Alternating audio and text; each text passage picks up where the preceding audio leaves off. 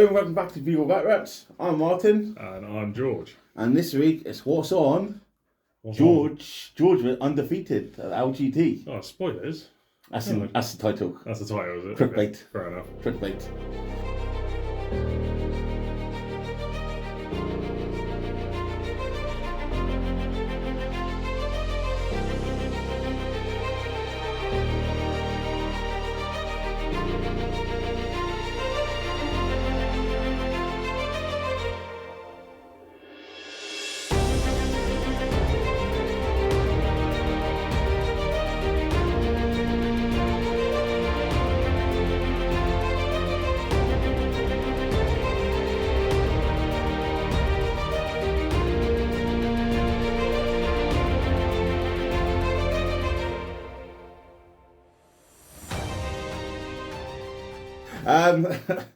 So as you're probably aware of watching this, recently me, George and Paddy all went to the LGT and one of us did very, very well. Oh, we all did well. Just one of us did a lot better than the others.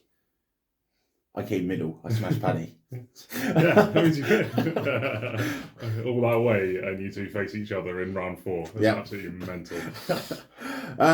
So we're on this video to talk about George's games. Yep. How you got on, your thoughts and stuff like this. Yep. Because you are part of a little gang as well as a real space raider. Yeah. I'm bridging the gap. Bridging the gap. Yeah.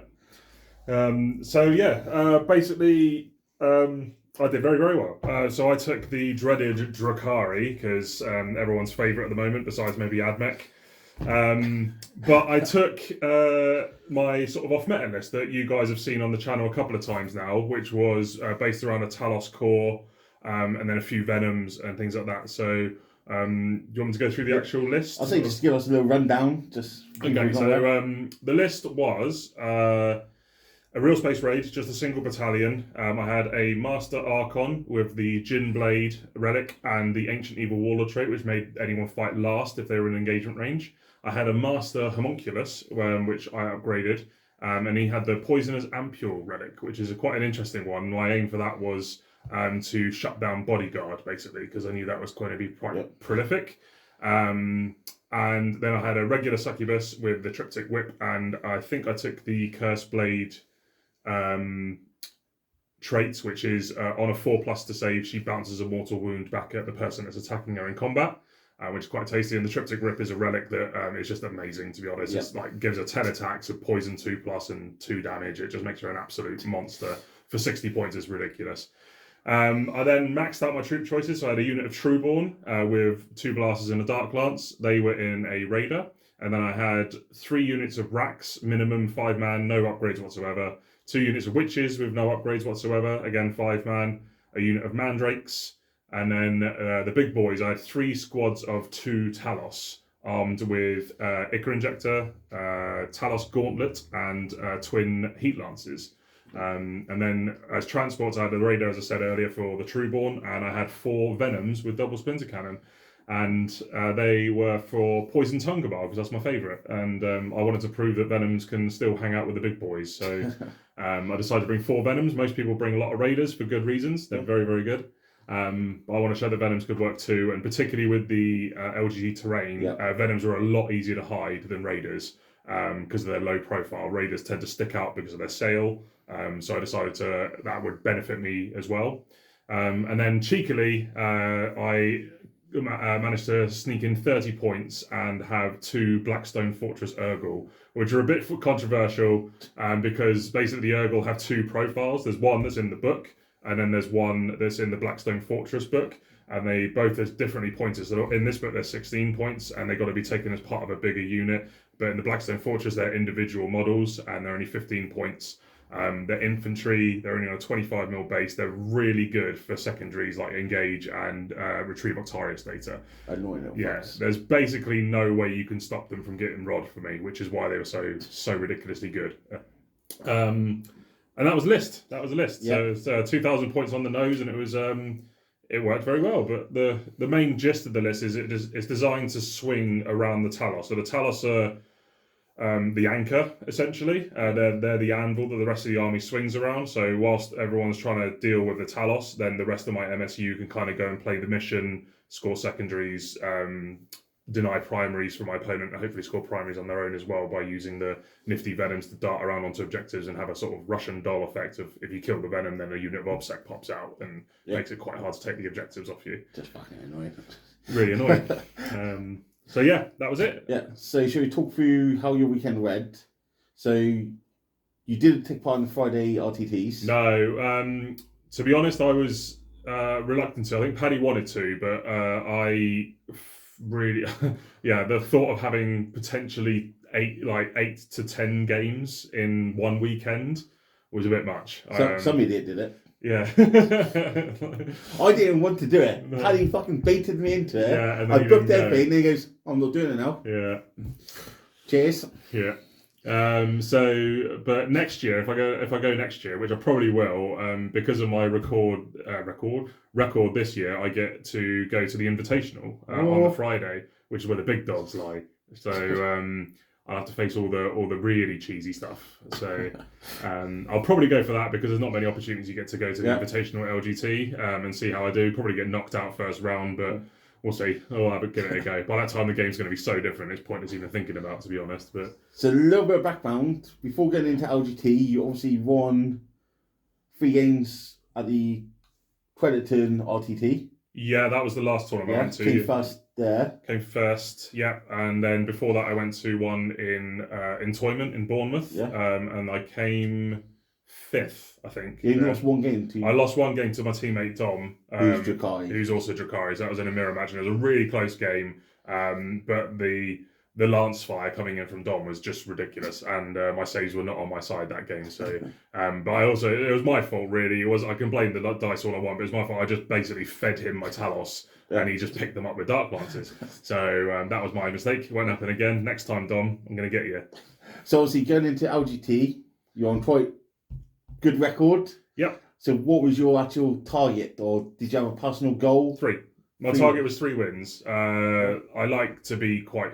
I consider myself a good player, but I also know that you go into LGT, you're going to face some like real filth, like real horrific stuff. So for me, getting more wins than losses is always my aim at a tournament. If I come away with more wins than losses, I'm like, that was a good tournament. I also wanted to try and contend for the painting competition because I'm quite proud of my Dark Elf. I think they painted really nicely. The painting was next level there. Yeah, the painting was really, really good. So unfortunately, I didn't get a painting award, but it was pretty fair, to be honest, because the ones that did win were incredibly good. Yeah. So that's it. So congratulations to those guys who've been watching. But I think Mohawk Miniatures. He came first or second. I can't remember. First, I believe. I thought first was the Demons. Yes, you're right. Yeah, first was the Demon Army, where like every demon was customized with like a really awesome grimdark paint scheme, and it was But my aim was 3, and then anything above 3 was like a massive bonus. So my dream reach was for top Drakari. That was my dream reach. That was like, if I could get top Drakari at LGT, then I'll come away absolutely like chuffed to bits. Yeah. So regardless of what place I came, as long as I beat all the other Drakari players, that was all I really wanted. Okay, so going into game 1 on Saturday. Saturday. What did you have? So I faced the New Sisters, which was really interesting. I've not faced the New Sisters yet. I faced the old one a few times, and I've had mixed results. I faced them once pre-Melter Gun and Flamer change, and smashed them. And then the time after that, I faced them with the post-Melter Gun and Flamer change, and got smashed with very, very similar lists. So I was a bit nervous because the last time I faced them was the post-Melter change with their older codex, the 8th edition codex, and I was a bit nervous, but it was a really good game. I played against a guy called Aidan Clark, who had a really nicely painted Sisters army, and it was quite typical stuff, I would say. It had some Dominions, which are like the guys with Artificia Storm Bolters, damage to Storm Bolters, a couple of Rhinos, some the Retributors, the heavy weapon team, with all multi-melters and some armor cherubs to make them shoot again. The normal characters you see, so Celestine, Morvenn Val, a Hospitalia, a really amazing Canoness that was made my Archon look like a bit of a mushy piece of paste on the floor by the time she finished with him. She had a really good relic and loads of attacks and had some aura abilities because she shut off invols, which was horrible for my Archon because he goes shut off your Shadowfield and goes. So that was a bit nasty, but it was a really close game. It's like first 2 turns were really tight between us. We traded quite heavily, but the sisters came out on top of that turn 3. But then once my guys started coming out of Venoms and out of their Raiders and starting to get into the sisters and chop them up, then it started to swing back in my favour. But I'd have to say the man of the match in that game was one solitary rack that was on the mid-objective, and the sisters took a secondary called Shrine or something like that, Holy Shrine or something. Basically, you pick an objective, and if the sisters player owns it at the end of their turn, they score 3. I threw like all my Talos on the characters on that objective, and then just had one solitary rack that was obsecking it behind my wall of other stuff. And because he was obsecking, all Aiden had was his characters and his Sacrosancts and his Repentia. He couldn't take the objective off me because he had to chew through all my meat first. So that was the score didn't match the actual overall thing, but I took Heard the Prey because I knew that he's going to want to stay back, which is a really good Drakari secondary. I took Rod because I took Rod in every game, and Assassinate because he had lots of characters, and particularly Celestine is worth 9 if you kill her and her 2 Gemini because they're all characters. Nice. So that's really big. And of course she can, if she wants to, bring a Gemini back. And the one and only time I got to use my Poison Azampule as intended was in this game, in my first game. I thought it was a good omen of things to come, but basically I turn 1 got my Homunculus in a Venom, moved it up, lobbed the Poison Azampule into Celestine, so she then didn't benefit from the bodyguard rule for the Sacrosancts that were behind the terrain. So then I shot everything into her. I shot all 4 of my Venoms, my Raider, my Trueborn, 4 Talos. All I managed to do was kill the 2 Gemini though, and I almost killed Celestine. I got her down to like half wounds, and then she CP re-rolled her save on the last heat lance that went through, which saved them. But it was almost perfect, almost. But yeah, overall that game went really, really well for me. I scored 96, so I only dropped 1 point on Heard the Prey, and Aiden got 37 because I just denied him primary basically all game long. And denied him 2 of his secondaries. He didn't get any for Shrine, and he didn't get any for 2 the last because I killed the stuff. So yeah, really, really good game. Really strong win, but not so strong that I would go into the guys that went into 100s, or whoever they were. Me, I was in 100s. So round 1, you won, I won, Paddy won. Yep. So it was a good start today for everyone. Yeah, really good. So then going into game 2 of Saturday? Game 2 was against Alexander, and he was a lovely guy. He was playing my lesser cousins, let's say, the Craft Wilders, the Asuriani. He had a lovely painted army, and it was very thematic. It was had some beefy stuff in it, though. It had 3 like Dark Reaper squads, a couple of Shining Spears, some Striking Scorpions, which was awesome. And they didn't do a lot, to be honest, but they're in the army. Some Banshees, Psycho support. I think it was a Farseer on a bike and a Warlock on a bike. Farseer had wings, actually, sorry. Then he had a unit of Warwalkers, some Shadow Weavers, which are the artillery pieces, and a Night Spinner, and a couple of Wraithseers. But the only OBSEC he had was 1 unit of 5 Dire Avengers, which I think were his MVP, to be honest, because they survived a stupid amount of shooting throughout the game because of Protect from the Warlock. They ended up having like a 2-up armor and a 3-up invul, and they just tanked all my Venom shots, which was quite frustrating. But it was a really good game, a bit closer than the previous one. I took Engage this time because I knew I was going to have to get him.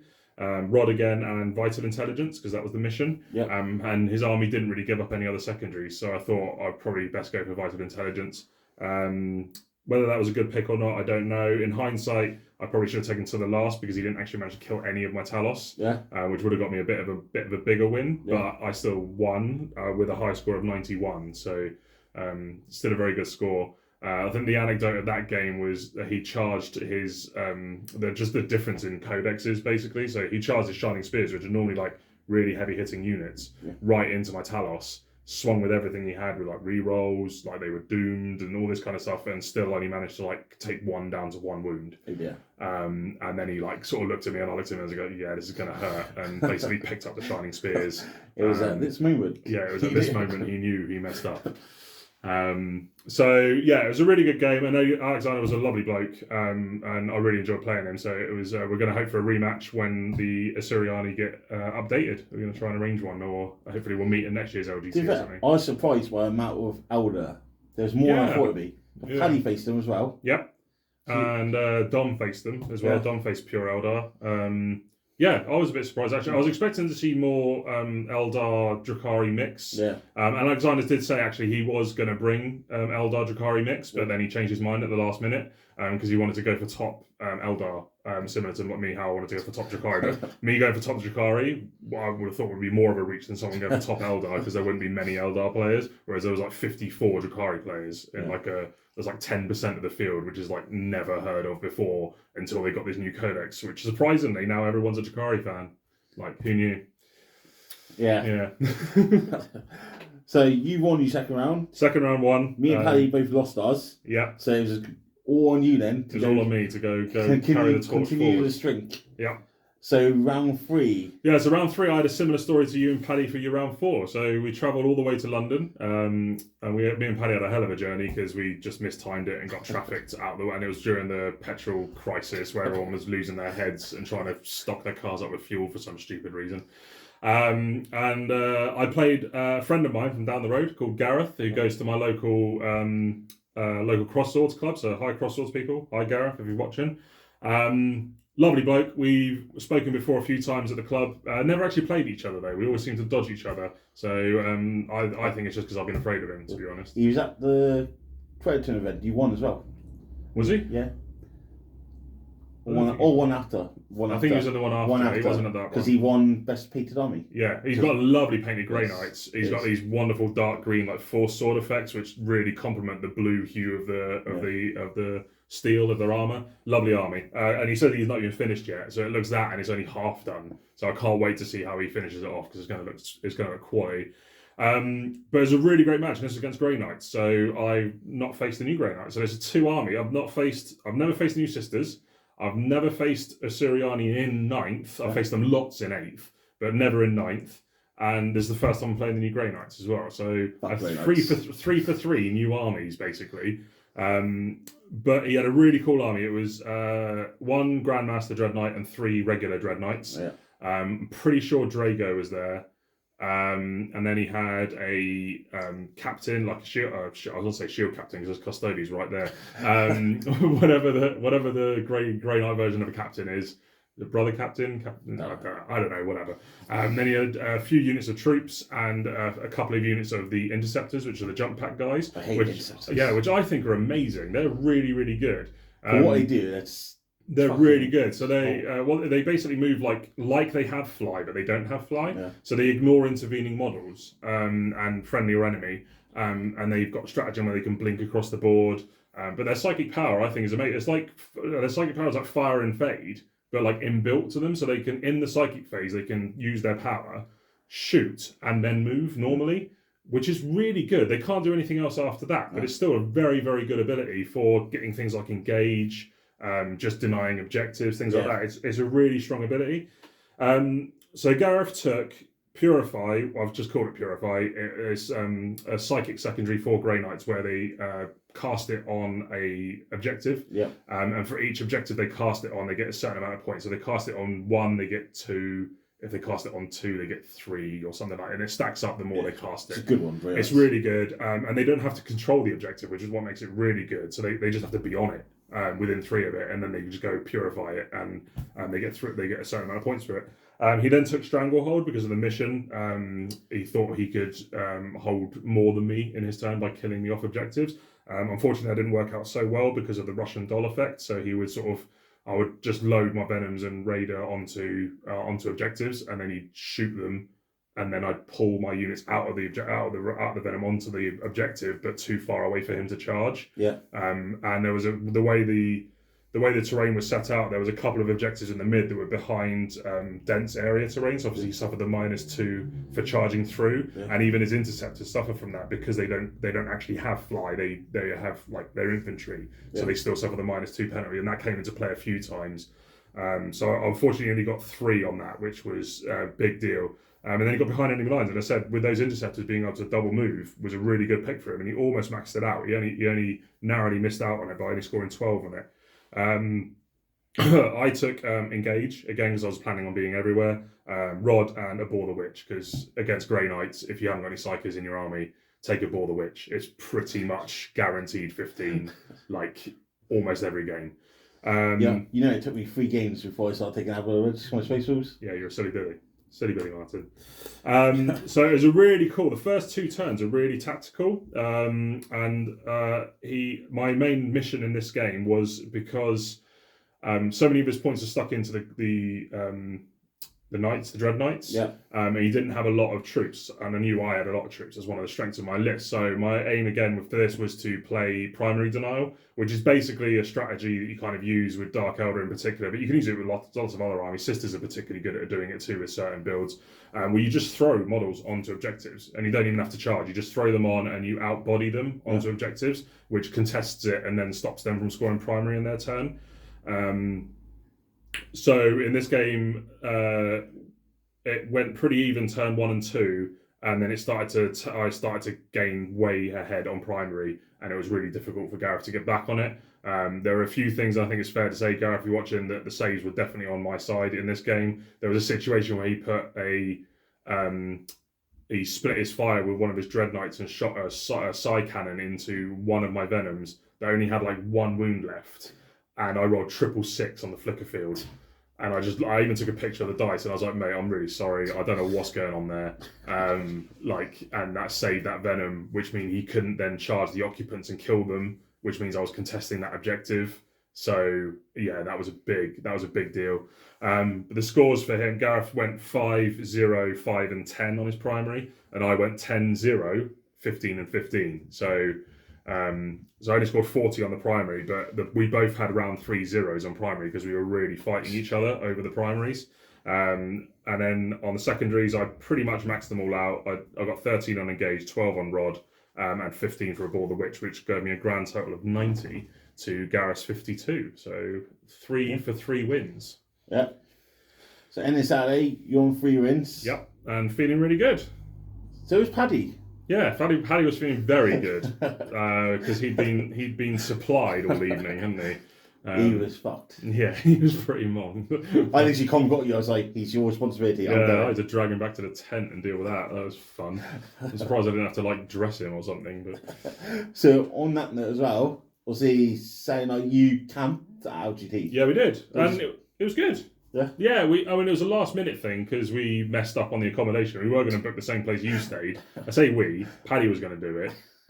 Paddy being George and George being Paddy. Yeah, and it was both our faults. So it was neither of our faults. But anyway, it didn't happen. It so happened that there was a campsite like on the premises, and they're only charging like £20 a night. So I said, mate, I've got a tent. Let's just go up and we'll Warhammer Fest it for the weekend.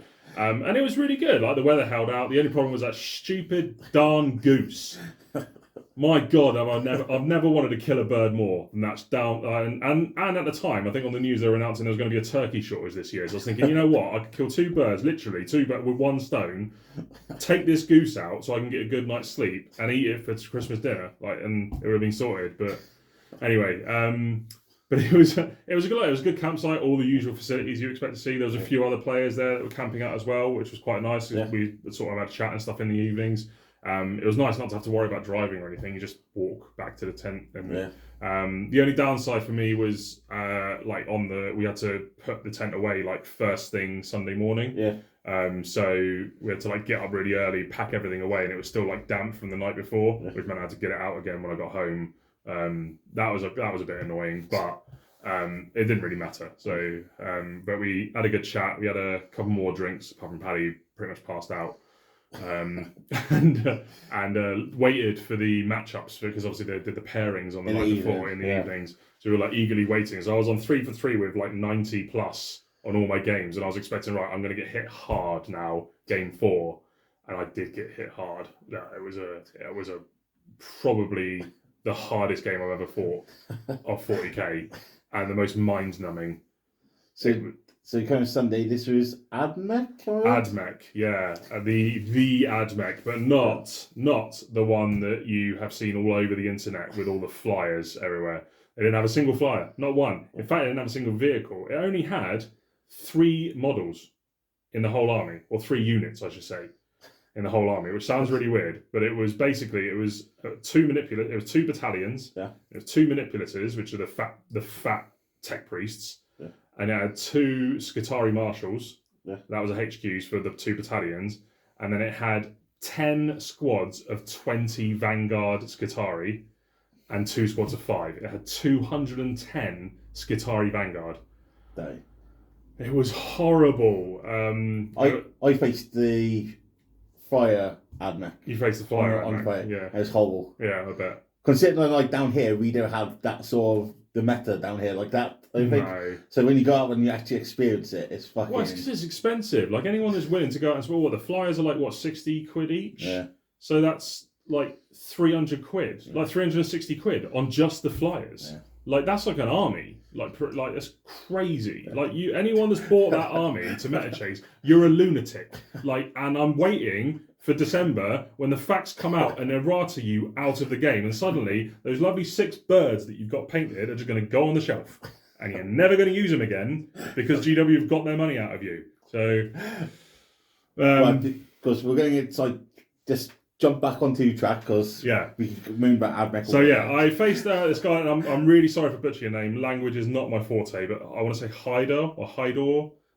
He was from Iceland. He was a lovely bloke, quite quiet, but he was a nice guy, and he played really quickly because I thought 210 Skitarii, he's going to be really up against the clock on this game because moving those things around. And each Skitarii, just to put it into perspective for you, so each squad shoots 60 shots. Yeah. Each squad. So that's 630 shots this army's putting out a turn. Like that's 630 dice he's gonna have to roll. That's crazy. And he's got re-rolls, and he took the custom Forge World ability. It's called a Rad Saturated World or something. So all of his Rad guns, which is every gun in the army, was +1 strength and an AP. +1 strength and -1 AP. So all of them were Assault 3, Strength 4, AP 1, auto wounding on 6s. And then he has a stratagem for auto wounding on 5s. Yeah. He has abilities from his manipulators to go an additional AP. He can make them do loads of stuff. It's crazy. The amount of buffs they can get that all overlap. I think at one point in turn 3, he had 1 unit of 20 that was on the mid objective, and they had +1 strength and AP, and additional +1 AP, fall back and shoot with no penalty, ignore AP 1 and 2, reroll 1s and 2s to hit. A couple of other things. I can't even remember. It's just so stupid for 8 points. 8 points. Yeah.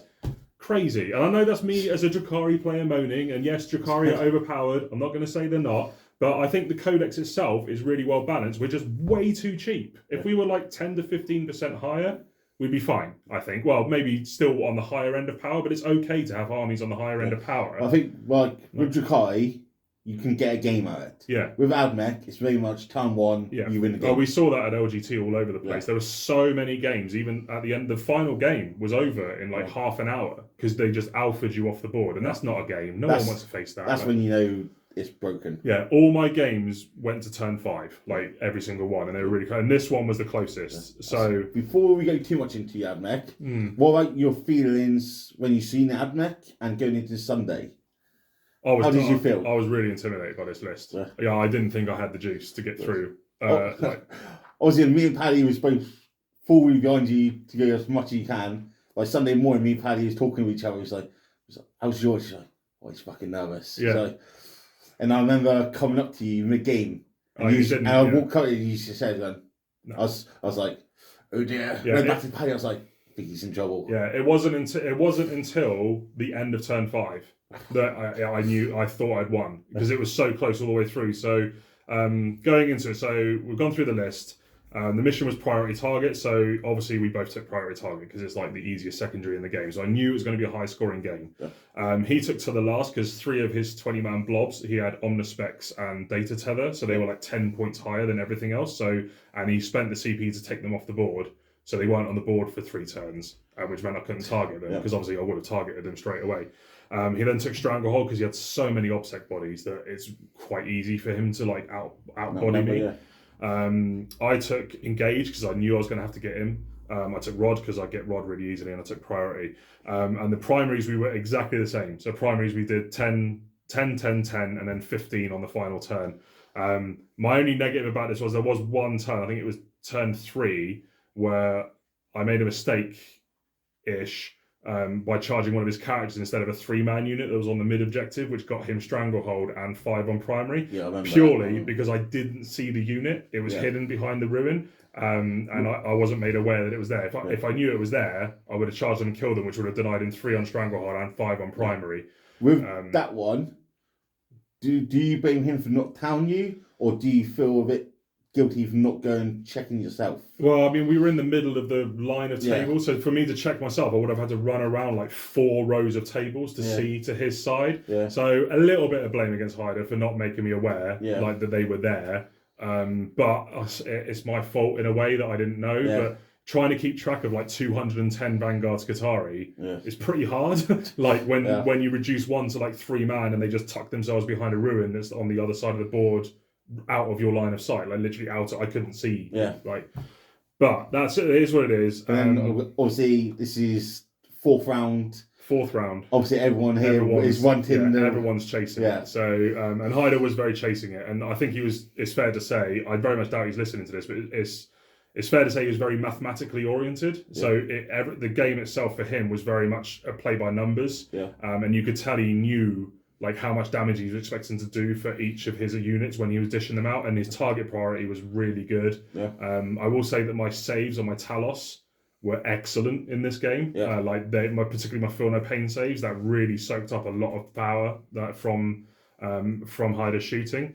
And I made a few mistakes by basically I threw away my witches essentially. So I tried to move block in turn 1 with my venoms. To go in a line, and what I should have done is taken the succubus and the witches out first because they're my best chaff clearers. But I kept them in there. I don't know why. To move block him, and then all he did was just fall back and shoot the venoms, and then shoot the guys inside, and just removed all my venoms and all my witches and my succubus turn 1. And I was like, oh, that's not good because they were my best chaff clearers, so I really should have kept them back. So. But yeah, we scored even on primary. I scored 14 on engage, only dropping 1 because of turn 1. I didn't go in all 4 quarters, turn 1. We both scored 15 on priority. I scored 12 on rod. He scored 12 on stranglehold. So we're both deadly even at this point, right? Apart from I've scored 14 on engage and he still got his to the last. So obviously if I don't kill the to the last, he gets 15 on it and he beats me. And it was on turn 5. He had obviously his to the last units had come on by now. I'd used Cruel Deception with my Talos to fall back and charge them, to chew into them basically. And I threw my Hellions at them as well to chew into them. Reduced one of his to the last squads to 3 guys going into his turn 5. No, his turn 4, and he fell back. And in my turn, I had, after he did all the shooting and stuff like that, I had 1 Talos left on 1 wound. My Homunculus died a horrible death. My Hellions died a horrible death. My Talos was engaged with another unit that he charged into me to stop me from doing anything. And with my 1 CP I gained for turn 5, I fell back with that Talos, spent my 1 CP for Cruel Deception, charged into the 3-man unit for to the last, and just picked them up. And that denied him 5 onto the last. And that was literally the only thing I could do that game, apart from my guys that were on objectives. So I managed to score 15 on that because I held the mid with something. Can't remember what I held the mid with. I think some OBSEC racks. And I had my racks on my home objectives as well. So I actually held more than him at the beginning of my turn. And that was it. So the final score was 96-92 to me. It's the closest game I've ever had, I think. Like, we both scored above 90. So literally, if he had the 2 to the last, he won 97. He would have won 97, 96. Yeah, it was literally that turn 5. Like, yeah. like really, really close game against a horrible list and a guy that knew how to play them. I mean, he was really quick with it. All his guys were on like magnetic plates, so he could move like 10 at a time, which really sped the game up. But going into it, and no offense to Hyder, I never ever want to face that list ever again. It was horrible. It was absolutely horrible. It wasn't that fun because it's just drowning in dice. Like drowning these little. It's so oppressive having these little 8-point models that just get everything, like everything you can think of. That normally armies have to spend tons of CP on to like get these kind of stratagem level buffs, and they're just going, no, you just pick a unit, and they just it's crazy, absolutely crazy. Yeah. But that was game 4. I was on 4-0, and I just beat Admech. So even more of a nervous wreck. Even more of a nervous wreck. And then I go into game 5, and I face against a guy called Andrew Bourbon, who I think plays for Dice Down, which is the same team that Malik plays for. Right. Nice guy. I've never met him before, but a nice guy, and he was playing Grey Knights. Yeah. So I had Grey Knights twice in this tournament. So I was feeling a little bit confident with this one because of my game against Gareth, and I saw how much my Talos could tank the Dread Knight shooting, and that was my famous last words, basically. So I thought, my Talos can basically just meat shield the Grey Knight, the Dread Knight shooting, and I can just throw him up, play the same primary denial that I did against Gareth, and it should work out fine. I was feeling pretty good against this matchup because I narrowly dodged the Iron Hand game, who was the one below me, but I think because of the way the pairings matched up, I paired up instead of down. But if I paired down, I would have faced like the Iron Hand list, which would have been really tough, I think. Yeah. But, so this list was slightly different to the one that Gareth used. It had another Dread Knight, basically. So it had 2 Grandmaster Dread Knights and 3 normal ones. It also had a Librarian who was absolutely bonkers. He is ridiculous.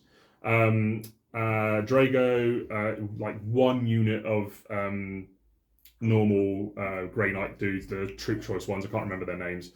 Strike squads, that's the one. Yeah. And then I think he had 3 units of interceptors that he combat squadded. So you had 5 to 6 of 5-man interceptor squads just like dying around the board. Right. Really good list. I went first in all my games, which is really weird because this list actually I've designed to go second because I've got basically no alpha strike. Yeah. I've like no guns that shoot apart from splinter cannons, which don't do a lot. It's designed to go second. It's designed to make you come to me a little bit and then I come out and eat you, basically. But yeah, so I took a Border Witch, obviously, Engage on all fronts and Rod again. And Andrew took Grind Them Down, which is usually a really good pick against Drakari. Purifying Ritual is the same one Gareth took, which is like the Purify the thing. And he also took Engage on all fronts, which might have been a bit of a naff pick for him because he couldn't actually get to my quarter. He could only get to like his adjacent quarters on his deployment because we did corner to corner deployment. So he never actually got a unit into my quarter until like the very end of the game, just because of the way it played out. But the other interesting thing about this game is we started setting up, and then the streamers came over and asked us to play on the stream table, which was really cool. I've never played on a stream table before. Funny story there. Yeah. I finished my game quite early. I came looking for George. I was like, check them out. Table 4. I was like, well, yeah, I couldn't find them anywhere. Yeah. Went and saw Dom. Yeah. Dom was like, is George not at his table? I was like, oh, I don't know where he is. Dom was like, no, he must have turned up for his game. He ain't gone up, like disappeared. No, gone up top. There you are. Yeah, streaming. Headset on.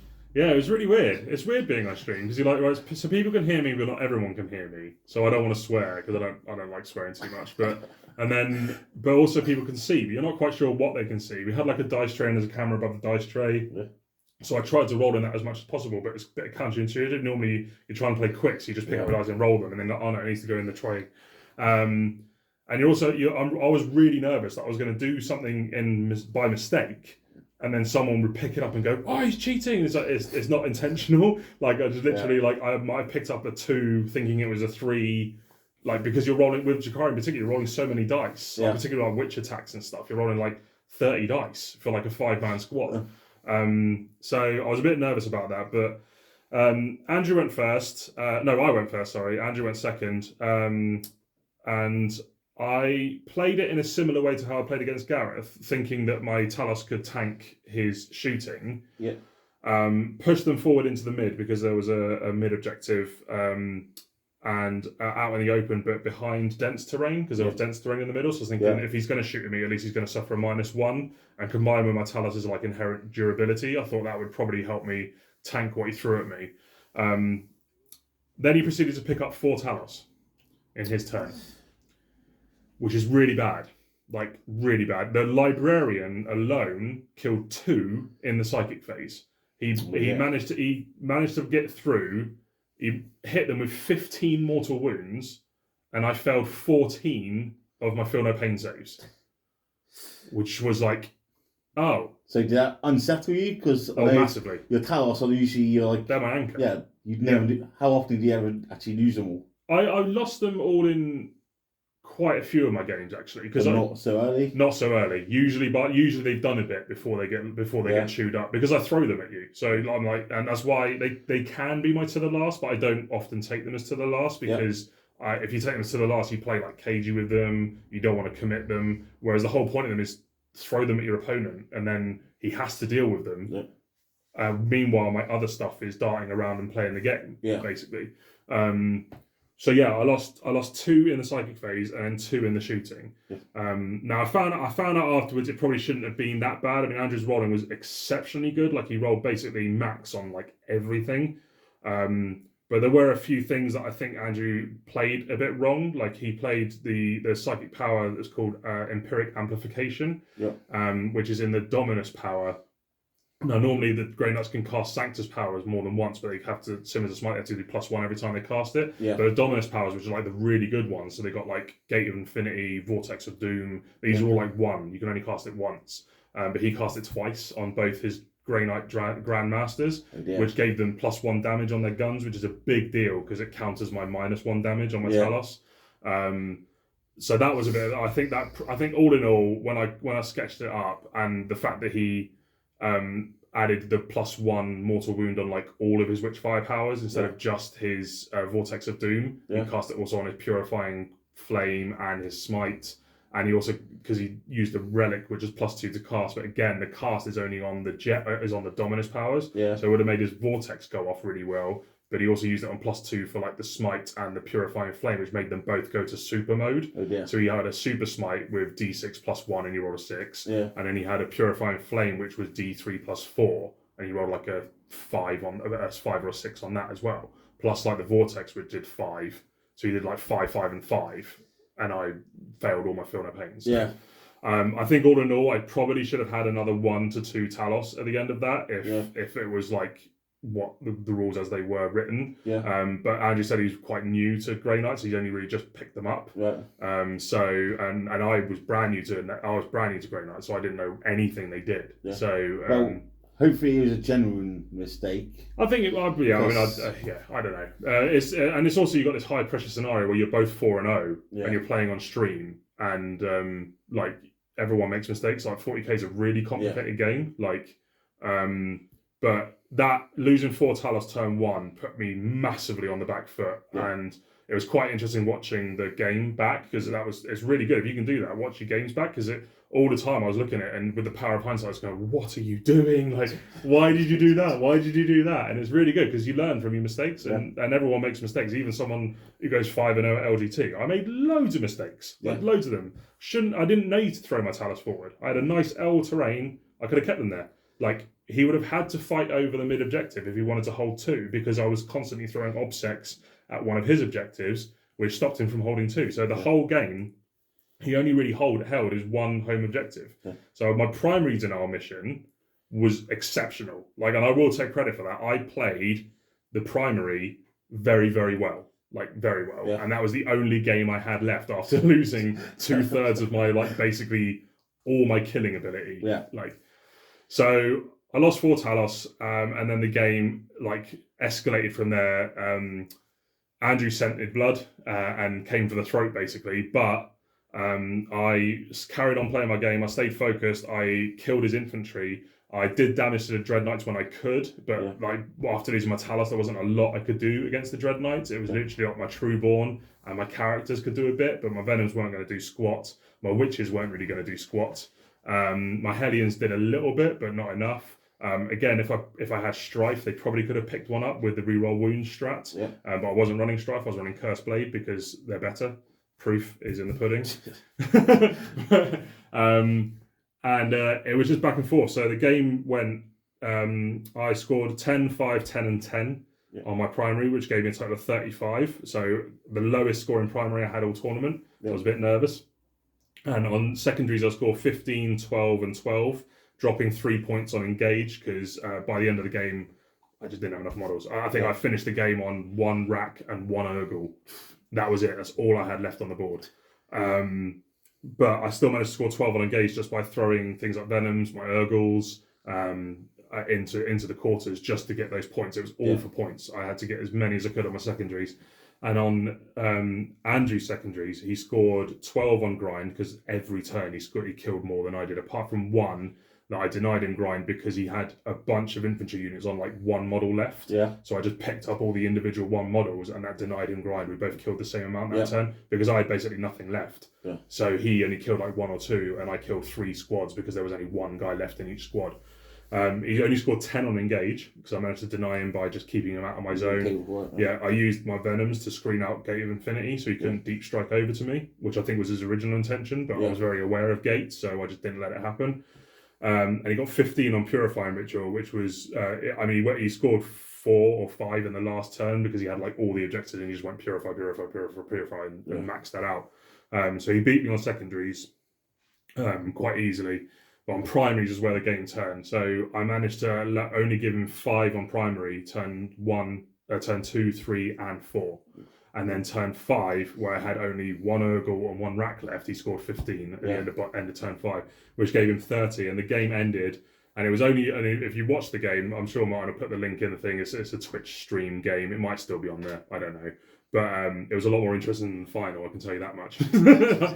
It was 84-77 to me at the end of the game, and I had nothing left. But I think it's definitely good that you did win after some of the rules and stuff like that. Yeah, I mean, to be honest, that was only in hindsight that I noticed it. It was on the way home. I was messaging Gareth from round 3, and I was messaging my mate Matt Jarvis from Vision Wargaming, who also plays Grey Knights, and there was a few interactions. I was like, man, I just played Grey Knights, and he absolutely battered me. He did this, this, and this, and this, and then they came back to me saying, "Oh, he can't do that. He can't do that. He can't." And I'm like, whoa. So if you lost that game, would it have left a bad taste in your mouth? Oh, massively. I think it was because there were so many rules that we both got wrong or we both misinterpreted. Coming away from that, if I lost, I would have been like, God damn it. But the only thing I could take away from this is like if those like 2 Talos, like if I had like 2 more Talos going into my turn 2 when I could advance and charge into his Dread Knights and stuff, would have been a very different game. Because we saw in my turn 2 Talos easily picked up a Dread Knight. Like just picked him up, and then I lost those 2 Talos to the combined shooting of the other 4, basically, and that stupid Librarian with the super ultra smites and stuff. Like, it would have been a very different game, but a win's a win. And I played the primary denial excellently, which is what Drakari have always been really, really good at. And that's why Drakari now is one of the reasons why Drakari are so good, is because they can play the MSU primary denial, they can play the primary mission really, really well because of their speed and because of their cost, because they're really cheap. But they've also got teeth. They can punch really hard, and there are lists like way punchier than mine. But not a lot of lists as tough and as maneuverable as mine, and that's what I was playing for. So that was it, 5-0, and I came 6th overall with an unconquerable record. How many points was your 4th? I think I was like 13. 13. Yeah, so I would have had to max out. I would have had to score 97 on this game to get in, which is highly unlikely. But obviously there are other games where I dropped points where I could have got more, blah, blah, blah, blah. But I really wasn't going for top 4. I was going for as good as I could. And I know loads of people went into this going, I've got to score hundreds in every game. And it didn't turn out that way. Like loads of people get dropped points. But it was a case of this army was designed to score the secondaries that I used. And it was designed to score primary really well and also deny primary really well. So I played my game and that's how it went. And that's, like 5 really good games, a few really tough games. but managed to get wins out of him, which is exceptional, really. So you're very good, George. I did very well. Me and Paddy are both very proud of you. Oh, very good. Especially on Sunday, both of us was like, we want George to do as well here. Yeah. Because you was a nervous wreck. I was really nervous. Me and Paddy was like, we really hope he does well. Yeah. Well, I went into it because I went into it, and my main aim was to use this as I title my off meta list. Ain't fucking off meta. It ain't off meta. It's future meta now. We've already seen that Liam Royal, who's Corrode from Goonhammer, took a list inspired by mine, which is basically a real space raid with 6 Talos. He used the better obsessions. So he used like Blackheart and Strife. Do you want an interesting fact? Yeah. He's in my RTT on Friday. Oh, was he? Oh, cool. Yeah. And he went to a 2-day GT entoyment, and he went 5-0 and won, and beat Stephen Box in the final in Sisters with a list inspired by Talos. So yeah, there you go. I'm changing the Drukhari meta. We're bringing the Talos back, people. It's going to be like 5th edition all over again, or what is it? No, 7th edition with the Corpse Thief core. So yeah, you went 5-0. Yeah. You got a award for going undefeated. Yeah, Unconquerable it's Unconquerable. called. Which means I also get invited to the Invitational next year, apparently, so I can attend if I want, which I probably will. And, as if they said wasn't big enough already. Yeah, teach some of these big dogs how you play the game properly. But yeah, I think obviously you're one of the local ones down here. Yep. So I think everyone was really proud of you for going up, yeah, doing so well. Yeah, and it shows like I've been playing 40k for a long time, but I know people say like, oh, it's Drukhari. Yeah. It's still fucking hard to get. It is hard. That many games. Yeah. It is hard, and like I would say my list wasn't even like optimized. Like I've made changes since. If I was being like really cutthroat with a similar style where I change out the obsessions to like the more competitive ones. Yeah. Put in more firepower to actually have an alpha, which would have been a lot more brutal. Especially in these games, I went first in every game, so I would have actually been able to shoot stuff turn 1 as opposed to just move into position for turn 2. But the main thing as well is I also came out. I was the top Drukhari player, which is what you wanted. Which is what I wanted. I was amazed. I was and I don't think I think that's going to be hard for me to top because I'm pretty certain, and I don't have any insider knowledge, but I'm pretty certain that Drukhari are going to get nerfed soon, because they've been really good for a long time, and that doesn't last. So I think probably with the Christmas FAQs and stuff, I'm expecting like quite a hefty point increase, and I think that will put people off playing them because they are still quite a nuanced army to play, I think. So I don't think you'll see an LGT again with like 10% of the field being Drukhari. Be all fucking Eldar next year. Be all Eldar or Templars or who knows, I don't know. Tyranids, hopefully Tyranids. Bring out Tyranids. So, looking to the future, what are you thinking about Drukhari going forward? Are you going to change anything? New in mind? Yeah, I mean, I've got loads of lists. Like, I mean, Drukhari's my main army. I have a Space Wolf army, but they've sadly been in a kennel for about 3 editions now. But obviously, now you took these Talos. Yeah. So that means everyone's going to go out. Everyone's going to be taking Talos. Take your list. Yeah. So your list is going to be ruined.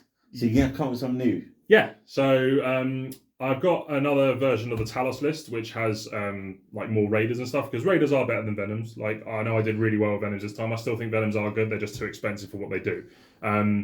Which is ironic coming from a Drukhari codex. You think, oh, everything's too cheap. It's like, actually, Venoms are probably a little bit too expensive because the Splinter Cannons didn't really do a lot. Yeah. The main thing that Venom's great at is it's fast.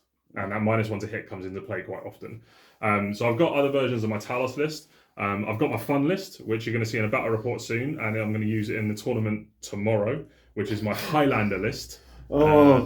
Which is just what, and if you don't know what Highlander list is, you should try it out. It's really fun. But you basically put the caveats above every data slate in your codex of 0 to 1. You're only allowed 1 of anything. So I've got a Drukhari list where I've got like 1 of everything that's good, basically. Guess who's got round 1? Great. And but no, what I want to try out next, and I know I was just talking about how Venoms aren't as good as Raiders. I want to bring back Venom Spam. So I brought back Talos. Yeah. I brought them back into the meta. So now I'm going to bring back Venom Spam. So my next list that I'm currently building, I'm going to use in the Battle for Bugle. Battle Bugle series, which is currently being filmed. We're halfway through filming it. Halfway through filming it. I've still got my game to go because I've still got to paint 3 Venoms, but I'm halfway there. Because how many Venoms have you got in your list without spoiling your list completely? 9. have 9 Venoms. Yeah. So I'm going to bring back Venom Spam. I'm going to move to the raiding force, so the triple patrol, because it's just a lot more flexible than the real space raid, which I don't really get any benefit from with this one, because I need the characters and I need more characters in my list to play it how I want to play it. But I'll go through the lists in the upcoming battle report with Luke. Come and get you, mate. And yeah, that's one of the ones I want to try. And I also want to try out some more skewy lists like pure witch cult and stuff, like just run pure witches, just 3 patrols of witches and have 3 super succubuses and 3 blood brides and loads of reavers. I want to bring reavers back as well, so because I've got 36 of them, so I need to use them. I think reavers again used fairly a lot now, are they? You see them in 3-man blobs, and you sometimes see 1 9 to 12. Like Lawrence from Tabletop Tactics is a man of my own heart, and he still swears by reavers. He still thinks reavers are really good, and I think they are really good. Hellions are the new shininess because they've been so bad for so long, and they got such a glow up in this book that they are really good. But there's something to be said about reavers, similar to Venoms, how that speed, that 16-inch move for a Venom is huge. Reavers move 18. And then they auto-advance 8. And turn 2, they can still charge. So it's a 26-inch move with a charge. Nice. You're going to touch anything you want. On the smaller boards with terrain, they don't hit particularly hard, but if you've got backfield units that you think are safe behind your terrain on your objective all game, they're not. The Reavers will go and get them. And it forces your opponent to deal with them, which is what you kind of want them to, because if they're shooting your Reavers, they're not shooting your Raiders filled with witches. And So yeah, that's my idea. First things first, bring back the Venom Spam. I'm going to give that a go and try and make it competitive, whatever that means. I don't know. I thought that list was meh list, and then it turns out I went and 5-0 at LGT. I was saying it for months. I was like, this ain't fucking off meta. So that's about it for you, Jakai wrapped up. Yep. What about your experience of LGT? I think that was your first super major. It was my first, yeah. As well? Yeah, I've been to 2-day events before. Most commonly the Warhammer World heats and the final.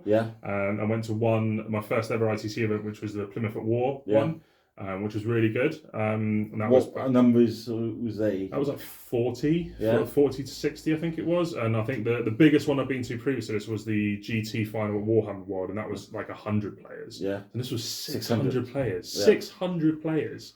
Crazy, but really, really well run. The terrain had mixed reviews. I personally liked it. I liked the terrain. I thought it was really good. You knew what you were getting. It was even on both sides of the field. It forced you to think of other things for your army, because particularly for Dark Elder, the traditional Raider Rush list wouldn't have worked. Just wouldn't have worked, because you can't hide 6 Raiders in that terrain. You might be able to hide 2, 3 at an absolute push. Any more than that, if your opponent gets turn 1, he's blowing those Raiders up. And I think for a competitive event at a level, having all the terrain on every table exactly the same, even is very good. And the way they were placed as well allowed you in most of your games to have backfield units just sat on objectives, and still be out of line of sight or hidden behind. I know some people had the issue with Dawn of War deployment with gun lines, alleyways. There were a few people have mentioned that. There were a few really vicious firing lines. I think I was fortunate enough to dodge heavy firepower armies in those matchups. I had I think Grey Knights. The worst one I had was Sisters with the Retributors and Dominions in game 1. And again, they picked up 4 Talos turn 1 because I misjudged the how much they moved out of the vehicle, and they were in melter range for the +2 damage. So in their shooting with using all their armor cherubs and the strat to do mortal wounds on the storm bolters, they picked up 4 Talos turn 1. So in that game I lost 4 Talos turn 1 as well. But it's just the trade-off with witches and my characters was brutal, because Sisters aren't as durable as Grey Knights. So again, onto LGT, 600 people. Lots of the rider community up there. Obviously, we're both down Cornwall, so we don't really get involved in much of that. No, it's I know for myself, I enjoyed meeting everyone, being part of that rider community. Yeah, it was cool as well. And we did a thing with the podcast, with the Real Space Raiders podcast, where we anyone we played, we gave them a special LGT dice, which Dom sorted out. And also any of the Real Space Raiders that are on the Discord, they could come and find us. Dom, where's my fucking dice? And also anyone that was in the Discord that came and found us, they got a yellow dice, a gold dice, which you can have. I've got like loads of them, but each of the Archons had 5 black dice, black dice with gold blips. Which were really nice, and I kind of wanted to keep one, but I gave them all away. So yeah, that was quite cool, and just meeting people face to face, because I mean we've all been through this stupid virus.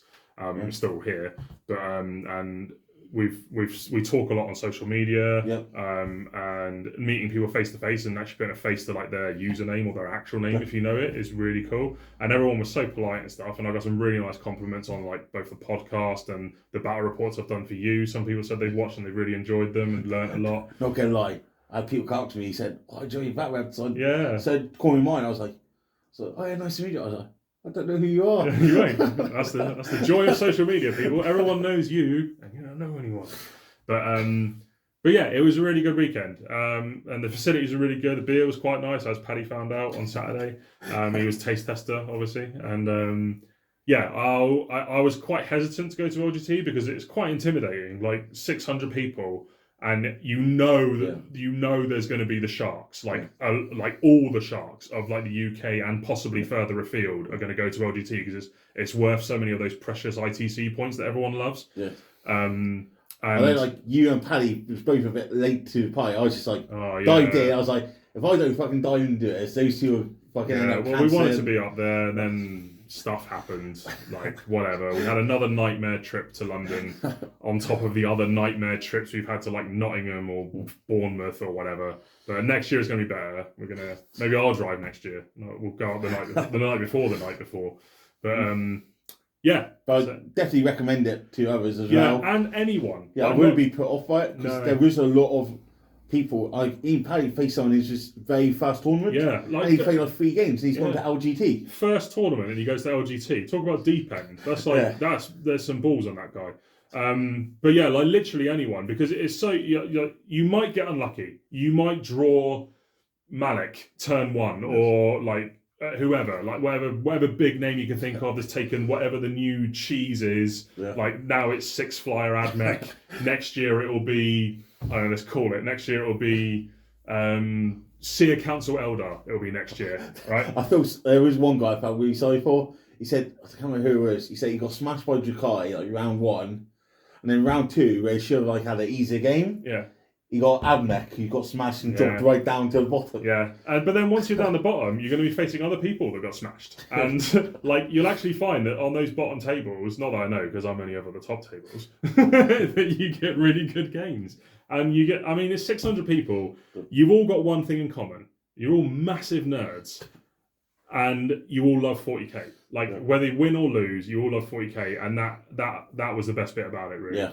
That you're all there to just push toy soldiers around, have a drink, have a laugh, roll some dice, and have a good weekend away from normality for a weekend. So, really, really good. Highly recommend everyone give it a go. And I think LGT have got the facilities to grow bigger, and they really want to do 1,000 plus.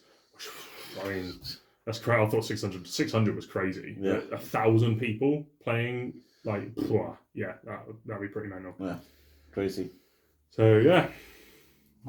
Anything else you want to add before we sign off? No, just thanks to Paddy for being my chauffeur and taking me to the event. Thanks to you for having me on. And this awesome channel that you're building. Thanks to mine, Paddy, for both supporting me all weekend. Yeah, supporting me all weekend and giving me the ego boosts I need. The Archons are ego driven. We are megalomaniacs essentially. So. And you are now the master Archon. I am a master. I think it can be official. I think Paulie was kind enough on the most recent podcast episode to call me King George, but Master Archon George. I think is probably. I might change my Instagram. I was going to say you should. Yeah, So. I don't think I'm going to top that. I haven't got any more like big events this year. I've got a couple of one-dayers, like one tomorrow, and a new one coming up locally at the end of November, which will be great.